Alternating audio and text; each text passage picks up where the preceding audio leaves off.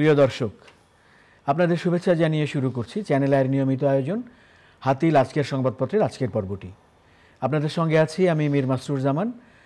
সংবাদপত্রের শিরোনামগুলোকে ঘিরে চলমান পরিস্থিতি নিয়ে আলোচনার জন্য আজ সম্মানিত অতিথি হয়ে আমাদের সঙ্গে রয়েছেন দৈনিক সমকালের উপদেষ্টা সম্পাদক জনাব আবু সাঈদ খান। আমরা স্বাগত জানাচ্ছি আপনাকে আমাদের মাঝে। ধন্যবাদ। আমরা সংবাদপত্রের শিরোনামগুলো আগে দেখি, তারপর আলোচনায় যাচ্ছি। বাংলাদেশ প্রতিদিন, সবাই মিলে লুট বেসিক ব্যাংক। 7 জানুয়ারি লন্ডন যাচ্ছেন খালেদা জিয়া। নির্বাচনী টাইমলাইন নিয়ে আবারও বললেন ডক্টর ইউনূস, ভোট ডিসেম্বরে অথবা আগামী বছরের মাঝে। কি হচ্ছে জুলাই বিপ্লব ঘোষণা নিয়ে শুনছিলাম বাংলাদেশ প্রতিদিনের শিরোনাম। মানব জমিন, ভিসা বৈধকরণের হিড়িক, প্রতিদিন গড়ে 250 বিদেশির আবেদন। তীব্র গ্যাস সংকট, দিনের রান্না রাতে। টিউলিপকে ফ্ল্যাট দেন আওয়ামী লীগ ঘনিষ্ঠ ব্যবসায়ী। দক্ষিণ এশিয়ায় বাংলাদেশে মূল্যস্ফীতি সর্বোচ্চ। সমকাল, পাঠ্য বইয়ে বড় পরিবর্তন, শিক্ষার্থীর হাতে বদলে যাওয়া বই। জাতীয় ঐকমত্য কমিশন গঠন করার প্রস্তুতি সরকারের। কালের কণ্ঠ, নিত্যপণ্যে ভয় ধরাচ্ছে ডলার, রমজানে অত্যাবশ্যকীয় 6 ভোগ্যপণ্য। তারেকের বিরুদ্ধে অভিযোগ, চাঁদাবাজির মামলা বাতিলের বিরুদ্ধে রাষ্ট্রপক্ষের আবেদন। প্রতিদিন সড়কে ঝরছে অমূল্য প্রাণ, স্বল্প মূল্যের ফগলাইট কিনতে অনীহা। ভরা মৌসুমেও বেড়েছে দাম, অস্বস্তিতে ক্রেতা। সিন্ডিকেটের কবজায় চাল। আমাদের সময়, ব্যাংকের ঋণ নিয়ে ব্যাংক দখল। জাগরিকে চলছে আওয়ামী লীগ, দোসরদের পূর্বাসন। অভিযোগ উঠেছে বদলি বাণিজ্যের। কালবেলা, জাতীয় বিশ্ববিদ্যালয় নিয়ে অনেক প্রশ্ন, অবকাঠামো উন্নয়ন। অবাধ ও সুষ্ঠু নির্বাচনের আশ্বাস প্রধান উপদেষ্টার। দেশ রূপান্তর, আদালত ঢেকে যায় নথিতে, মামলা জট। ব্রিটিশ এমপিকে সুষ্ঠু নির্বাচনের আশ্বাস প্রধান উপদেষ্টার। সিগন্যাল মোটর চুরিতে গতি হারাচ্ছে ট্রেন। খবরের কাগজ, ভুয়া দুদকের দৌরাত্ম্য। চিকিৎসায় অসন্তোষ, পরিবারে উৎকণ্ঠা, অভ্যুত্থানে আহত। দৈনিক দিনকাল, বিদায়ী বছরে 3 পথে প্রাণ গেল 9,237 জনের। মার্কিন নিরাপত্তা উপদেষ্টার দিল্লি বৈঠকে বাংলাদেশ ও হাসিনা ইস্যু। দৈনিক সংগ্রাম, আগামী নির্বাচন সম্পূর্ণ অবাধ ও সুষ্ঠু হবে। 3টি নির্বাচনে মানুষ ভোট দিতে পারেনি, ছিল ভুয়া সংসদ, ভুয়া এমপি ও ভুয়া স্পিকার। শিরোনামগুলো দেখছিলাম দৈনিক সংবাদপত্রগুলোর। তো আমরা প্রথমেই যে শিরোনামটি বলছিলাম, নির্বাচনী টাইমলাইন নিয়ে আবারও মাননীয় প্রধান উপদেষ্টা অধ্যাপক ডক্টর মোহাম্মদ ইউনূস কথা বলেছেন এবং তিনি বলেছেন যে ভোট ডিসেম্বরে অথবা আগামী বছরের মাঝে। আমরা আরেকটি সংবাদপত্রে দেখছিলাম যে আবারও স্পষ্ট করলেন প্রধান উপদেষ্টা, এরকম করেও শিরোনামটি করা হয়েছে। প্রথমত সরকারের অবস্থান, অন্তর্বর্তী সরকারের অবস্থান এবং রাজনৈতিক দলগুলোর চাওয়ার সঙ্গে কিন্তু খুব একটা বিরোধ নেই। কেননা রাজনৈতিক দলগুলো দ্রুত নির্বাচন চাইছে, অর্থাৎ সেটা ডিসেম্বরের মধ্যে তো হতে পারে কিংবা তার পরের বছর, নিঃসন্দেহে জুনের আগেই নির্বাচনটা হওয়া উচিত বলে ডক্টর মোহাম্মদ ইউনূস নিশ্চিত করেছেন। তো এখন হচ্ছে রাজনৈতিক দলের দাবি হচ্ছে যে এটা একটা রোড ম্যাপ ঘোষণা করা। তো আমারও মনে হয় যে একটা রোড ম্যাপ ঘোষণা করতে হবে এবং তার আগে প্রয়োজনীয় সংস্কারগুলো করা দরকার। কেন সব সংস্কার তো রাজনৈতিক দলগুলো অনেক সময় করেও না। অতএব কিছু সংস্কার করার দরকার এবং সেই ব্যাপারে কোন কোন সংস্কার করতে হবে এই ব্যাপারে একটা ঐক্যমত্য গড়ে তুলতে হবে। তো সেই জন্য আমার মনে হয় রাজনৈতিক দলগুলোর সঙ্গে আলাপ আলোচনা করে একটা জায়গা নির্ধারণ করা উচিত এবং সেই রোডম্যাপ অনুসারেই সরকারকে অগ্রসর হওয়া দরকার যে তারা কোন কোন সংস্কার করবে এবং কোন কোন সংস্কার রাজনৈতিক দলকে করতে হবে, এই ব্যাপারটাকে স্পষ্ট করা এবং নির্বাচনের একটা সম্ভাব্য তারিখ তো ঘোষণা করতেই পারে। এখনও তো 6 মাসের মধ্যে, যে এটা কি ডিসেম্বর না 26শে জুন। অবশ্য 26শে জুন টুর জুনে তো নির্বাচন বোধহয় সেই সময় আবহাওয়াগত কারণেই সম্ভব হয় না, মার্চ এপ্রিলের মধ্যে করতে হবে। তো যা হোক, সেই ব্যাপারটা নিয়ে আমার মনে রাজনৈতিক দলের সঙ্গে তো আলাপ আলোচনা শুরু করা যেতে পারে এবং সেটা গুরুত্বপূর্ণ। আমরা আরেকটি শিরোনামে কিন্তু দেখছিলাম যে 25-এর মধ্যেই নির্বাচন চায় রাজনৈতিক দলগুলো, এরকম আরেকটি শিরোনাম আমাদের সামনে ছিল। 2025-এ নির্বাচন চায় দলগুলো, তার মধ্যে আমরা যেমন বিএনপির ছবি দেখতে পাচ্ছি, জামায়াত ইসলামী, তারপরে নাগরিক ঐক্য, এই ছবিগুলো আমরা দেখতে পাচ্ছি আমাদের সামনে। আমার মনে হয় যে এই ব্যাপারটা রাজনৈতিক দলের মতামতকে গুরুত্ব দেওয়া উচিত। আর একটা হচ্ছে, যদি গভর্নমেন্ট, এবং এ ব্যাপারে তো ডক্টর মোহাম্মদ ইউনূস আগেও বলেছিলেন যে আমরা যদি জুনের পর্যন্ত সময় পেলে আরও বেশি কিছু সংস্কার করতে পারবো, আর নচেত তারা কিছু সংস্কার করে নির্বাচনে যেতে হবে। আর একটা হচ্ছে, যে অবস্থা তৈরি হয়েছে বিভিন্ন ক্ষেত্রে, তো সেই ক্ষেত্রে সরকার এর বর্তমান তাদের ভূমিকা নিয়েও কিছু কিছু প্রশ্ন দেখা দিয়েছে, কেননা কিছু কিছু জায়গা নিয়ন্ত্রণে আনতে পারছে না। কেননা দেশ পরিচালনার একটা রাজনৈতিক কর্মকাণ্ড, এটা অন্তর্বর্তী সরকারে যারা আছেন, দায়িত্বপ্রাপ্ত হয়েছেন, তো তাদের কিছু কিছু মন্ত্রণালয় ঠিকমতো চলছে না বলে জনগণের ভিতরে একটা ধারণা রয়েছে, কি বাস্তবতাও তাই। সব জায়গা স্বাস্থ্য, স্বরাষ্ট্র কিংবা একটা নিয়ম শৃঙ্খলা আনা, পুলিশকে পুনর্গঠন করা, এইসব ক্ষেত্রে কিছুটা গাফিলতি পরিলক্ষিত হচ্ছে। সেই ক্ষেত্রে তো যথাসময়ে, অর্থাৎ ডিসেম্বর কিংবা ডিসেম্বরের পরেও যদি সময় হয়, সেটা আলাপ আলোচনা করলে আমার মনে হয় কোনো বাধা না। রাজনৈতিক দলগুলো এবার বাস্তবতা সবাই বুঝবেন এবং সেই অনুযায়ী নির্বাচনের তারিখটা নির্ধারণ করা যেতে পারে। আপনি যেরকম বলছিলেন, মাননীয় প্রধান উপদেষ্টাকে উদ্ধৃত করে আরেকটি সংবাদ শিরোনামে এরকম বলা হয়েছে যে নির্বাচন কত দ্রুত হবে বা কবে হবে তা নির্ভর করবে জনগণ কতটুকু সংস্কার চায় তার উপর। না, সেইটা তো আছে সংস্কার, তো সব সংস্কার এই সরকার করতে পারবে না, এটা রাজনৈতিক দলের ওপরই বাকি সংস্কার ছেড়ে দিতে হবে।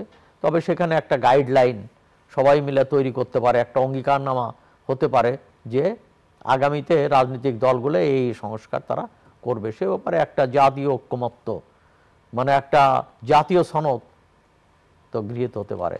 রাজনৈতিক দলগুলোর সঙ্গে সরকার আলাপ আলোচনার মধ্য দিয়ে একটা জাতীয় সনদ ঘোষণা করতে পারে যে এই সংস্কার করাটা দরকার। এর মধ্যে আপনি জাতীয় ঐকমত্যের কথা বলছিলেন, 4 উপদেষ্টার সঙ্গে সংস্কার কমিশন যেগুলো রয়েছে সেগুলোর প্রধানদের বৈঠক হয়েছে এবং তার ভিত্তিতে যে শিরোনামটি আমাদের সামনে আমরা দেখতে পাচ্ছি, জাতীয় ঐকমত্য কমিশন গঠন করার প্রস্তুতি সরকারের, এই কথা আমরা মাননীয় প্রধান উপদেষ্টার ভাষণে কিছু উনি আগেও বলেছেন।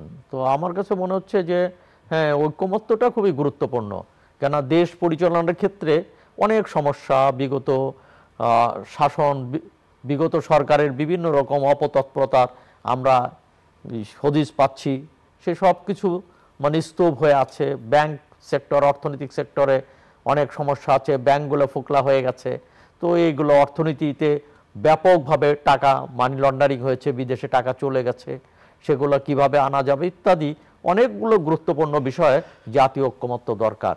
এবং গণতান্ত্রিক পরিবেশটাকে কিভাবে ধরে রাখা যায়, গণতান্ত্রিক পরিবেশ কিভাবে সৃষ্টি করা যায়, নির্বাচন কিভাবে হবে, এসব নিয়ে আমার মনে হয় খুবই খোলামেলা আলাপ আলোচনা হওয়া উচিত। সেই ক্ষেত্রে যে সংকটটা আমার কাছে মনে হচ্ছে যে সরকারের সঙ্গে রাজনৈতিক দলগুলোর সঙ্গে আলাপ আলোচনাটা সেইভাবে হচ্ছে না, খুব এবং আলোচনা যে সবসময় আনুষ্ঠানিক হতে হবে তা না, অনানুষ্ঠানিকভাবে আলাপ হতে হবে। পৃথিবীতে অনেক ঘটনাই ঘটে যেগুলো নেপথ্যেই আলাপ আলোচনা হয়, নেপথ্যেই তাদের মধ্যে ঐক্যমত্যটা তৈরি করতে হবে। অর্থাৎ এই টেবিলের আলোচনার বাইরেও রাজনৈতিক দলগুলোর মধ্যে অনানুষ্ঠানিকভাবে যোগাযোগ করার দরকার, কে কোন দল কি চাইছে এবং কি করা উচিত, এবং সেই ব্যাপারে ঐক্যমত্য সৃষ্টি করার জন্য তাদেরকে চেষ্টা অব্যাহত রাখতে হবে। জুলাই বিপ্লব ঘোষণাপত্র, এই সংক্রান্ত শিরোনামও রয়েছে আমাদের সামনে। কি হচ্ছে জুলাই বিপ্লব ঘোষণা নিয়ে? আবার পাশাপাশি আমরা দেখতে পাচ্ছি যে জনসংযোগ করবে বৈষম্য বিরোধী ছাত্র আন্দোলন ও জাতীয় নাগরিক কমিটি, যেটি আসলে আগামীকাল শুরু হয়ে চলবে। আচ্ছা, প্রথমত হচ্ছে জুলাইতে আসলে কি ঘটেছিল, যেটা বিপ্লব বলতে যেটা বোঝায়, যেমন আমরা জানি রুশ বিপ্লব অর্থাৎ অক্টোবর বিপ্লব কিংবা ফরাসি বিপ্লব, তো সেই ধরনের বিপ্লব না, এটা হচ্ছে জনগণের স্বতঃস্ফূর্ত অভ্যুত্থান ছিল। যে ব্যাপক জনগণ বৈষম্য বিরোধী আন্দোলনে ছাত্ররা যে আন্দোলন শুরু করেছিল, তো মানুষের ভিতর ক্ষোভ ছিল, যন্ত্রণা ছিল। সেই ক্ষোভ এবং যন্ত্রণা থেকে সমস্ত মানুষ, তো ছাত্র শ্রমিক জনতা একাকার হয়েছিল এবং তারা আন্দোলন করে সরকারের পরিবর্তন ঘটিয়েছে। তাহলে সরকারের পরিবর্তনটাই তাদের মুখ্য লক্ষ্য ছিল এবং তার মধ্য দিয়ে একটা গণতান্ত্রিক আবহাওয়া এবং যে বৈষম্য গড়ে উঠেছিল, অনিয়ম বৈষম্য, সেগুলো দূর করাই ছিল মূল বিষয়। তো সেই ব্যাপারে তো আমার মনে হয় জাতির সঙ্গে কোনো বিরোধ নেই, মানে কোনো দলের সঙ্গে, রাজনৈতিক দল ছাত্রদের সঙ্গে কোনো বিরোধ নেই। সেই দাবিগুলোকে সামনে নিয়ে জন আকাঙ্ক্ষা কীভাবে বাস্তবায়ন করা যায়, আমার মনে হয় সেই ক্ষেত্রে হলো গুরুত্বপূর্ণ চ্যালেঞ্জ। অতএব এটা বিপ্লব না অভ্যুত্থান, তো এই সমস্ত বিতর্কে যাওয়ার আমার মনে হয় কোনো বড় কোনো যুক্তি দেখি না আমি। তো এই জায়গাটা ঠিক করা দরকার। আর একটা বিপদটা হচ্ছে যে কতগুলো জিনিস বোধহয় ফায়সালা হয়ে গেছে, যেমন সংবিধান বাতিল, এই দাবিটা উঠেছিল, কিন্তু সংবিধান বাতিল করলে আর একটা সংকট সৃষ্টি হবে, এটা স্পষ্ট। আর একটা হচ্ছে যে সংবিধান তো তৈরি হয়েছে, সংবিধানে হ্যাঁ ৭২-এর সংবিধান নিঃসন্দেহে একটা ভালো সংবিধান, কিন্তু এই সংবিধানটা কাটাছেঁড়া হয়েছে, বিভিন্ন সংশোধনীর বেড়াজালে বন্দী আছে। একে সেই বেড়াজাল থেকে মুক্ত করাটা হচ্ছে সবচেয়ে বড় ব্যাপার। নতুন করে সংবিধান রচনার কোনো যুক্তি নেই, বরং এখানে যেসব অনুচ্ছেদ এর মধ্যে কালাকানুন ঢুকেছে এবং অগণতান্ত্রিক বিধান রয়েছে, সেগুলো ঝেঁটে দূর করতে হবে, সেইটা হচ্ছে গুরুত্বপূর্ণ বিষয়। তা না করে শুধুমাত্র নতুন সংবিধান, সেটা আরেকটা দেশে আরেকটা সংকটের দিকে সৃষ্টি হতে পারে।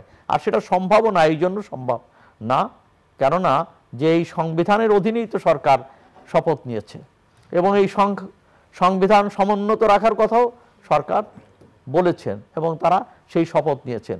অতএব সেই ক্ষেত্রে সংবিধানের বাইরে যাওয়ার, নতুন সংবিধান করার কোনো সুযোগ নেই, এইটা আমাদেরকে বোঝা উচিত। আর একটা হচ্ছে এটা, হ্যাঁ কেউ এটাকে ভালোবেসে এই অভ্যুত্থানকে বিপ্লব বলতে পারে, দ্বিতীয় স্বাধীনতাও বলতে পারে, আমি আপত্তি দেখি না, কিন্তু আমাদেরকে বুঝতে হবে স্বাধীনতা একবারই, সেটা ৭১ সালে মুক্তিযুদ্ধের মধ্য দিয়ে লাখো লাখো শহীদের রক্তের বিনিময় এসেছে এবং তখনই স্বাধীনতার যে ঘোষণা হয়েছে, সেই ঘোষণাই হচ্ছে আমাদের ঘোষণা।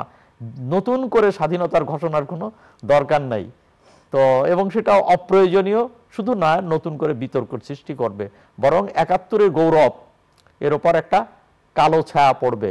আমরা ৭১-কে সমুন্নত রাখতে চাই, আমাদের মনে রাখতে হবে ৭১-এর ধারাবাহিকতায় ৯০ হয়েছিল এবং ৭১-এর ধারাবাহিকতায় ২৪-এর অভ্যুত্থান হয়েছে এবং ৭১-এর আকাঙ্ক্ষা বাস্তবায়িত হয়নি বলে গণতন্ত্র, ৭১-এর ধারাবাহিকতা গণতন্ত্র প্রতিষ্ঠিত হয়নি বলেই ৯০-এর গণ অভ্যুত্থান হয়েছিল এবং ৯০-এর গণ অভ্যুত্থানের পরেও গণতন্ত্র ফিরে আসে নাই, মানুষে মানুষে বৈষম্য দূর হয়নি, কালাকানুন বাতিল হয়নি বলেই ২৪-এর অভ্যুত্থান হয়েছে।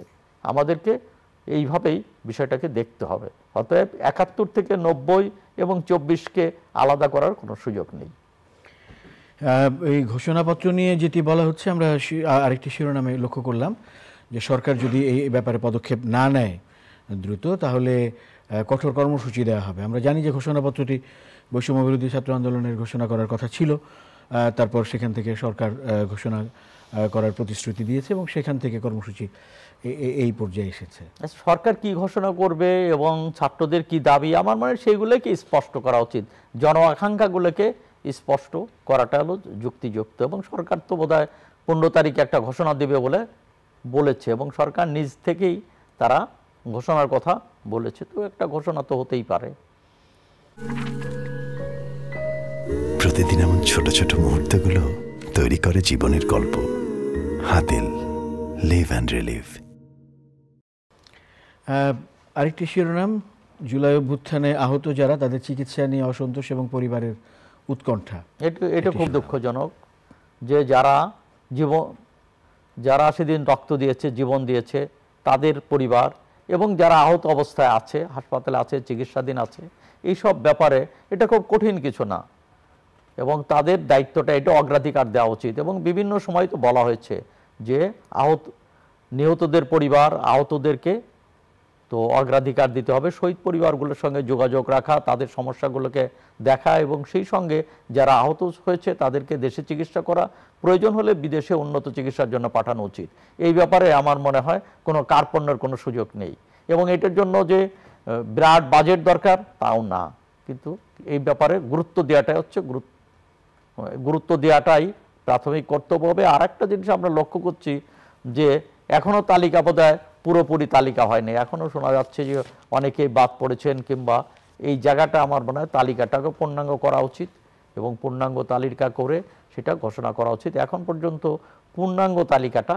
হয়নি, এটা 800, 900 কি 1000, এখন কেউ কেউ বলছেন যে এটা 2000, 3000, তো আসলে কত, এইটার একটা পূর্ণাঙ্গ তালিকা করা উচিত। আমরা মুক্তিযুদ্ধের সময় একটা কমিশন বসিয়ে মুক্তিযুদ্ধের শহীদদের তালিকা করলে আজকে এই বিতর্কটা হতো না, কিন্তু আমরা সেদিন করতে পারিনি। তো আমরা সেই অভিজ্ঞতার আলোকেই আমরা সিদ্ধান্তে পৌঁছতে পারি, জাতি সিদ্ধান্ত নিতে পারে যে শহীদদের একটা তালিকা করা উচিত এবং আহতদেরও একটা তালিকা ভুক্ত করা উচিত বলে আমি মনে করি। একটু ভিন্ন রকম একটি শিরোনামের কথা আমরা বলি, ভুয়া দুদকের দৌরাত্ম্য। মানে একটি সংবাদে আমরা যেটি দেখতে পাচ্ছি যে দুদকের নাম বলে বিভিন্ন জনের কাছে যাওয়া এবং হয়রানি করা, এই বিষয়গুলো ঘটছে। এটা খুবই দুঃখজনক। এটা তো বিভিন্ন সময় ভুয়া পুলিশ, ভুয়া দুদক, ভুয়া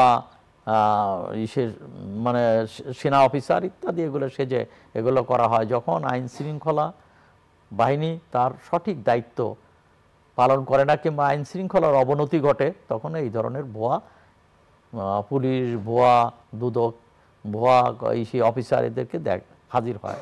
তো এগুলোকে কঠোর হস্তে দমন করা উচিত এবং এই ব্যাপারে সবার সতর্ক দৃষ্টি রাখা উচিত। কিন্তু বিভিন্ন সময় আমরা দেখেছি যে এই ধরনের ভুয়া কর্মকর্তারা, সেই লোকগুলোর বিচার হয়নি, তারা বেরিয়ে গেছে। আমরা পত্রপত্রিকা বিভিন্ন সময় ভুয়া পুলিশের, ভুয়া সেনা অফিসারের কিংবা ভুয়া দুদক কর্মকর্তার খবর পেয়েছি, কিন্তু তাদেরকে কঠোর বিচার করা হয়নি এবং এগুলো ফলো আপ হয় না। পত্রপত্রিকাও এত সমস্যার ভিতরে এগুলোকে ফলো আপ করে না, তো যে কারণে এই ভুয়া লোকগুলো তৈরি হয়। দৈনিক সমকাল আপনার সংবাদপত্র, তার শিরোনাম পাঠ্য বইয়ে বড় পরিবর্তন। হ্যাঁ, একটা বড় পরিবর্তন এসছে।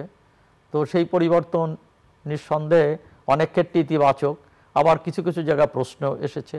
যেমন আমাদের মুক্তিযুদ্ধের প্রশ্নে সেখানে বঙ্গবন্ধু শেখ মুজিবুর রহমানের স্বীকৃতি ছিল, একক স্বীকৃতি ছিল, কিন্তু এই মুক্তিযুদ্ধে আরও যাদেরকে অবদান ছিল কিংবা আমাদের দীর্ঘ মুক্তি সংগ্রামে যে নেতারা ছিল সেখানে তাদেরকে সেইভাবে স্বীকৃতি দেওয়া হয়নি। সেই ক্ষেত্রে যেমন যেখানে আমাদের জাতির পিতা ছিল সেখানে আমাদের 4 প্রধান নেতার ছবি এসছে এবং তাদের জীবনী পাঠ্যতালিকা অন্তর্ভুক্ত হয়েছে। শেরে বাংলা একে ফজলুল হক, মৌলানা আব্দুল হামিদ খান ভাসানী, হোসেন শহীদ সরওয়ার্দী এবং শেখ মুজিবুর রহমান।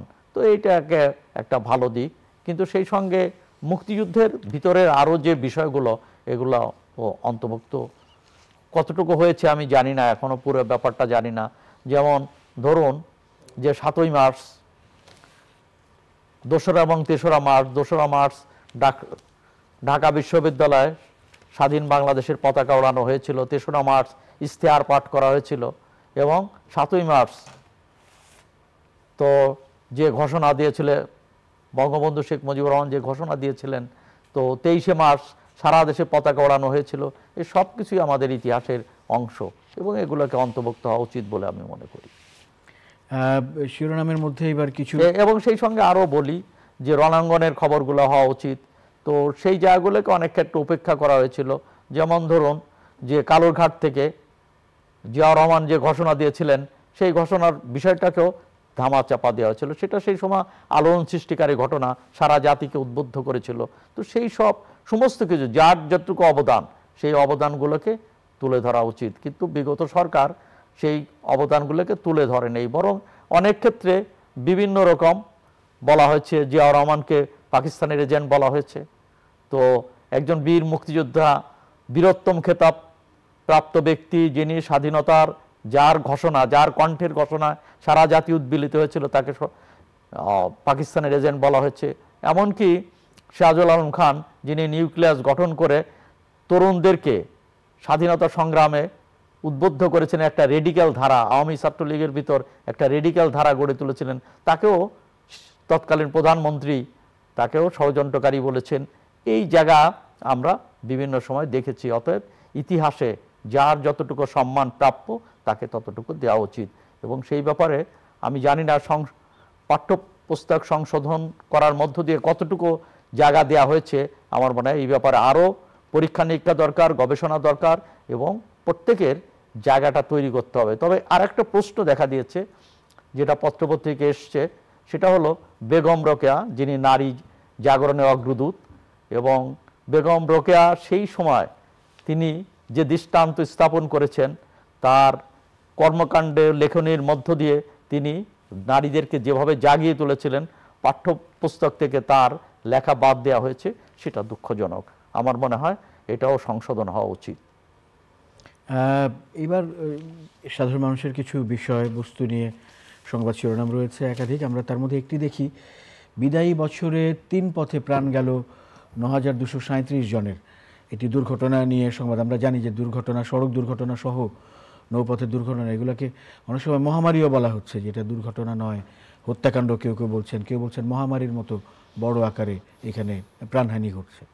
তো আমাদের তো অবকাঠামোগত উন্নয়ন যেটা হয়েছে, কিন্তু সেই সঙ্গে তো যে জিনিসগুলো দরকার, যেমন প্রশিক্ষিত ড্রাইভারদেরকে প্রশিক্ষণ দেওয়ার কোনো ব্যবস্থা নাই, এবং এই জায়গাটায় এখনও ত্রুটি রয়ে গেছে। তো গাড়িগুলো ফিটনেসবিহীন গাড়ি, সেগুলো রাস্তায় চলছে, কিংবা ঢাকা সহ এমনকি খোদ ঢাকাতেও চলছে, কিংবা ঢাকা থেকে বাইরে গিয়ে চলছে। তো এইগুলো দেখভালের কোনো বিষয় নেই। যেমন আমাদের অ্যাক্সিডেন্টগুলো কীভাবে হয়, অ্যাক্সিডেন্টগুলো একটা হচ্ছে ড্রাইভারদের গাফিলতি, ত্রুটির কারণে হয়, রাস্তার ত্রুটির কারণে হয়, এবং গাড়ি ফিটনেসবিহীন গাড়ির কারণে হয়। তো এই সমস্ত জায়গায় যে নজর দেওয়ার দরকার, অর্থাৎ প্রশিক্ষিত ড্রাইভার দরকার। রাস্তার আশেপাশে অনেক সময় তো মার্কেট গড়ে ওঠে, বিভিন্ন রকম নির্মাণ সামগ্রী রাখা হয়, সেই সব জায়গায় অ্যাক্সিডেন্টগুলো হয়। অনেক সময় ড্রাইভাররা প্রতিযোগিতার কারণে অ্যাক্সিডেন্ট হয়, কে আগে যাবে পরে যাবে। যেমন বিশেষ করে ঢাকা শহরে এই ধরনের অ্যাক্সিডেন্ট আমরা দেখি। এবং সেখানে কথা ছিল, বিভিন্ন সময় কিন্তু আলোচনা হয়েছিল যে একই কালারের গাড়ি চলবে, কোনোটা একটা আর একটাকে ওভারটেক করবে না, এবং একই কোম্পানি একই ব্যবস্থাপনায় সমস্ত গাড়িগুলোকে নিয়ে আসা হবে। এই উদ্যোগ কিন্তু আমার মনে আছে, আনিসুল হক যখন মেয়র ছিলেন তখন এই জন্য একটা উদ্যোগ গ্রহণ করা হয়েছিল। পরবর্তীতেও আমরা এই উদ্যোগের কথা শুনেছি, কিন্তু কোনো বাস্তবায়ন দেখছি না। এখনও কিন্তু রাস্তায় একটা গাড়ির সঙ্গে আর একটা গাড়ির প্রতিযোগিতা হয়, যে কে আগে যাবে, এবং এই ধরনের প্রতিযোগিতার মধ্য দিয়ে অ্যাক্সিডেন্ট, বহুত অ্যাক্সিডেন্টের পিছনে এই ধরনের প্রতিযোগিতা কাজ করছে। তো সেই সবগুলো তো অ্যাড্রেস করা হচ্ছে না। এগুলো সবসময় বলা হয়, আমরা লেখালেখি করি, কিন্তু তারপরেই এখানে শেষ হয়ে যায়। যখন কিছু দুঃখজনক ঘটনা ঘটে, অ্যাক্সিডেন্ট হয়, তখন এটা নিয়ে লেখালেখি হয়, সম্পাদকীয় হয়, টেলিভিশনে আলাপ আলোচনা হয়, তারপরে এবং কর্তৃপক্ষ আশ্বাস দেন, সংশ্লিষ্ট কর্তৃপক্ষ আশ্বাস দেন, তারপরে আশ্বাস শূন্যে মিলে যায়। এটাই তো আমরা দেখছি।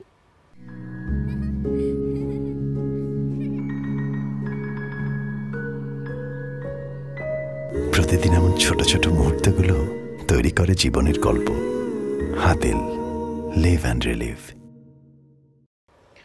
আরেকটি শিরোনাম, নিত্যপণ্যে ভয় ধরাচ্ছে ডলার, রমজানে অত্যাবশ্যকীয় 6 ভোগ্যপণ্যকে ঘিরে এই শিরোনামটি করা হয়েছে। তার মধ্যে যে ছোলা, খেজুর, তেল, চিনি যেরকম থাকে।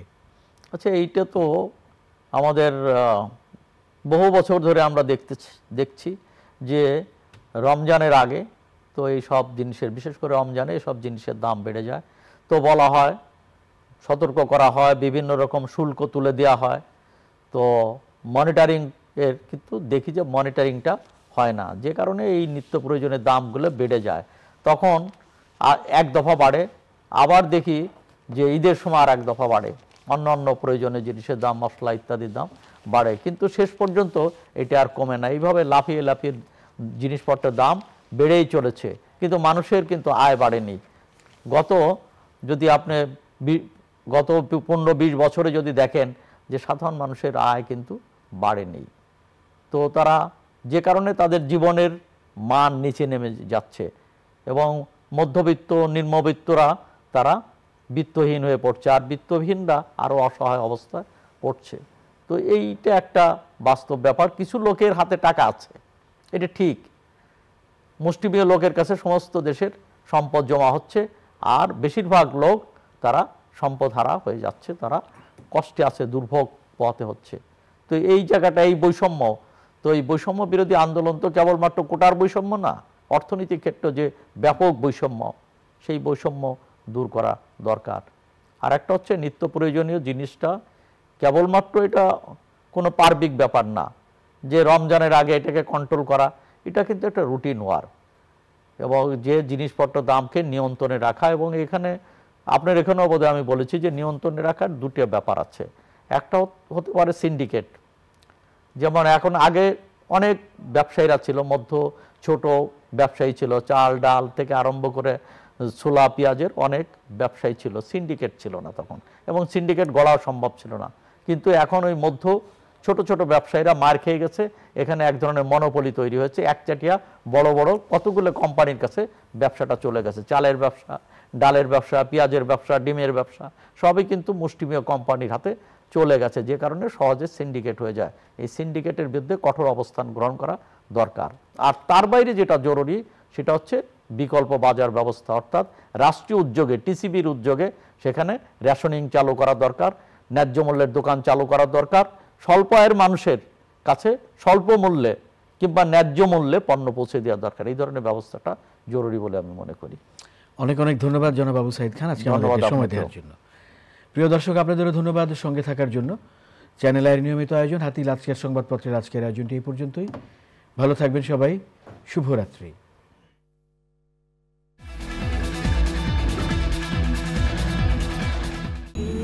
বসন্তের